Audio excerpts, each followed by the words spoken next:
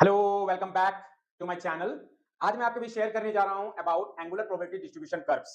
इससे जानने से पहले मैं आपको बता दूं कि ऑलरेडी मैंने इसके 3 वीडियो अपलोड किया हुआ है, जिसमें पहले में है अबाउट प्रोबेबिलिटी डिस्ट्रीब्यूशन कर्व्स, दूसरे में है radial wave function and angular wave function, और तीसरे लेक्चर में मैंने अपलोड किया है about radial probability distribution curves. अगर इन तीनों लेक्चर को आपने अटेंड नहीं किया है तो इसकी लिंक डिस्क्रिप्शन बॉक्स में दी गई है, जरूर इसे जाकर आप इसे देख सकते हैं।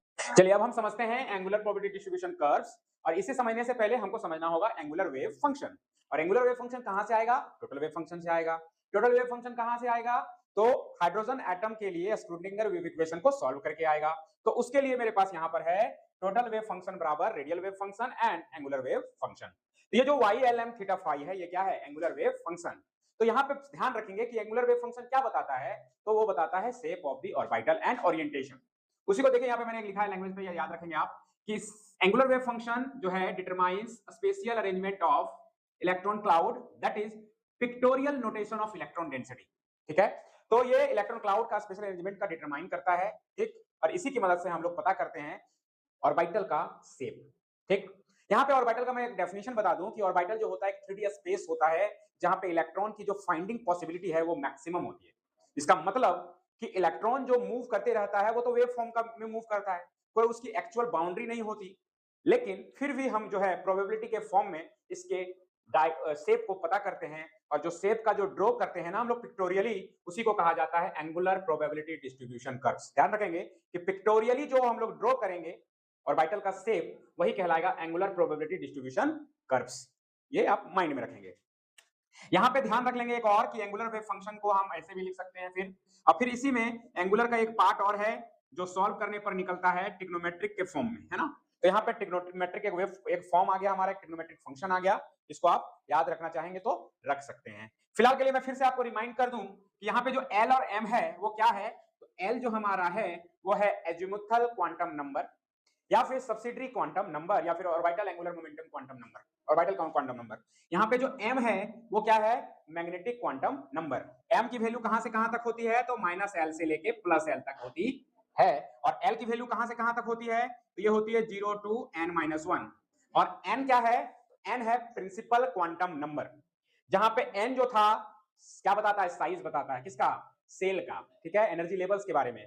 एल बताएगी सबसेल और ऑर्बिटल का शेप के बारे में, और एम बताएगा उसका ओरिएंटेशन, या फिर कह सकते हैं कि उस सबसेल में कितने ऑर्बिटल्स हैं। ठीक है, ओरिएंटेशन के साथ साथ कितने ऑर्बिटल हैं किसी भी सेल में। ये हो गया एल और एम के बारे में। तो यहां तक आप समझ गए। अब हम देखते हैं कि कैसे हम ड्रॉ करते हैं डिफरेंट ऑर्बिटल के शेप। देखते हैं यहाँ पे कहता है कि since the amplitude of trigonometric wave function have a two sign, that is positive and negative। मतलब जो हमारा ट्रिग्नोमेट्रिक वेव फंक्शन आया उसके पास दो साइन होंगे, एक पॉजिटिव एक नेगेटिव। और उसी बेसिस पे हमको क्या कैसे पता चला ये चीज, तो ध्यान रखेंगे जैसे कि मान लो वेव जो बनता है ना, ऐसे बनता है, तो ऊपर की जो एम्पलीट्यूड है वो क्या बताती है? पॉजिटिव साइन बताएगा, और नीचे वाले क्या बताएगा? ये तो डेप्थ है, तो क्या है? नेगेटिव साइन बताएगा। और इसी बेसिस पे जब हम पी सब शेल और डी सब शेल का जो शेप ऑर्बिटल का जब शेप ड्रॉ करेंगे, तो वहां पे दो लोब्स आएगा, एक पॉजिटिव में और एक नेगेटिव में। ठीक है, उसको हम ड्रॉ करेंगे, उस समय आपको जरूर समझ आएगा। उसके बाद कहता है यहाँ पे कि जो शेप ऑफ दीज कर्व्स, यानी जो कर्व्स हम ड्रॉ करेंगे उसका जो शेप होगा वही शेप किसका होगा? वेव का होगा। इसका मतलब वही शेप जो होगा ऑर्बिटल का भी होगा। और अब हम कहता है कि here angular probability distribution curves for SPD orbitals are drawn below.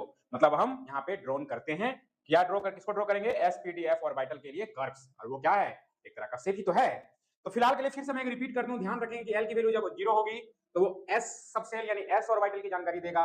L बराबर जब 1 होगा तो वो पी और सबसेल यानी पी ऑर्बिटल की जानकारी देगा, और जब एल बराबर 2 होगा तो वो डी की जानकारी देगा, और एल बराबर जब 3 होगा तो वो एफ की जानकारी देगा। ठीक है, ये ध्यान रखेंगे। ठीक, और यहाँ पे जब m आ जाता है तो m जो है उस s के लिए 0 होता है, l के लिए होता है -1 0 +1। ठीक, d के लिए क्या होता है? -2 से लेके +2 तक, f के लिए क्या होगा? -3 से लेके +3 तक। ठीक है, तो ये चीज ध्यान रखेंगे आप। ये क्वांटम नंबर्स की कहानी है। अब हम क्या करते हैं? एक एक करके ड्रॉ करते हैं सबका शेप। ठीक, चलिए हम यहाँ समझते हैं डिफरेंट ऑर्बिटल के शेप।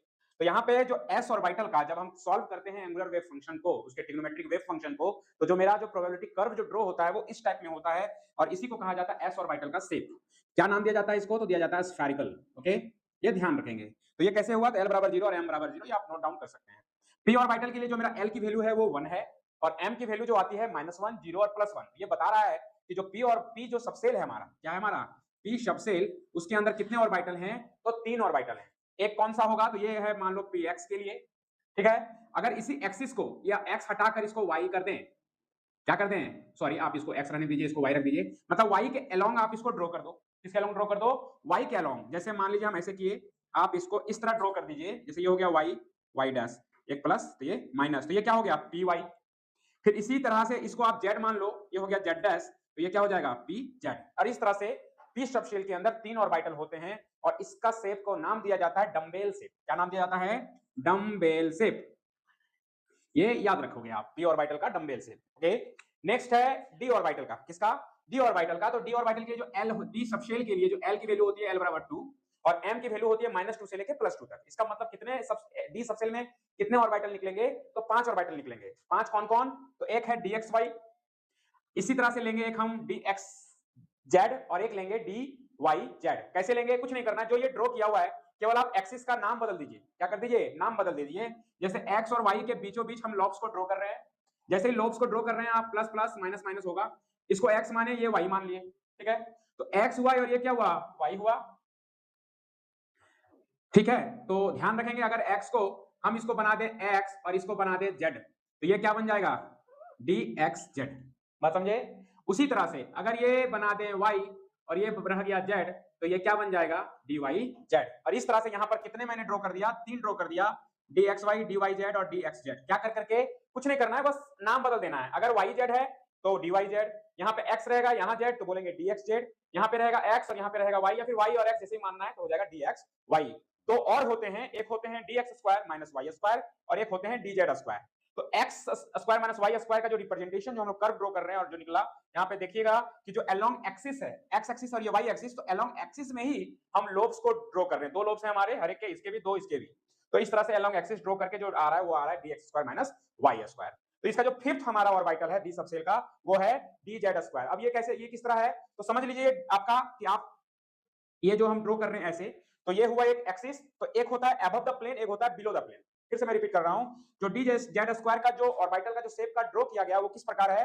तो सिंपल ऐसे समझ लीजिए कि एक ये ड्रॉ किया मैंने एक एक्सिस पे, z एक्सिस पे, ये जो दो चक्र दिख रहा है ना, उसको आप ऐसे मान लो कि अगर ऐसे है, ये हमारा मान लो कोई शेप है, तो एक ये हो गया dz ऐसे वाला, उसके बाद ये है अबव द प्लेन और एक है हमारा बिलो द प्लेन, उसी को ये गोल दिखाया गया है, एक अबव द प्लेन और एक बिलो द प्लेन, और ये कहलाता है dz स्क्वायर। ठीक है। कोई पूछे आपको कि डी जो ऑर्बिटल हम ड्रॉ कर रहे हैं इसका शेप कैसा है, तो आप बोल सकते हैं डबल डम्बेल। क्या बोलेंगे? Double dumbbell. दूसरा क्या बोल सकते हैं? तो क्लोव शेप लाइक। कैसा? क्लोव। लॉन्ग देखे है ना, तो लॉन्ग का देखोगे 4 गो ऐसे ओपन रहता है ना, लॉन्ग में छोटा छोटा पत्ती ऐसी रहती है, 4 गो ओपन रहती है और बीच में गोल रहता है, तो आप उस तरह से कहते हैं क्लोव जैसा होता है। और नेक्स्ट एक और नाम दे सकते हैं इसको, डाउनट शेप। क्या बोल सकते हैं? डाउनट शेप लाइक। तो अभी तक आपको शेप पता चल गया किसके किसके, एस, पी और डी का। एस का स्फेरिकल, पी का डम्बेल, डी का डबल डम्बेल, या फिर क्लोव बोलेंगे या फिर डाउनट शेप बोलेंगे। ठीक है।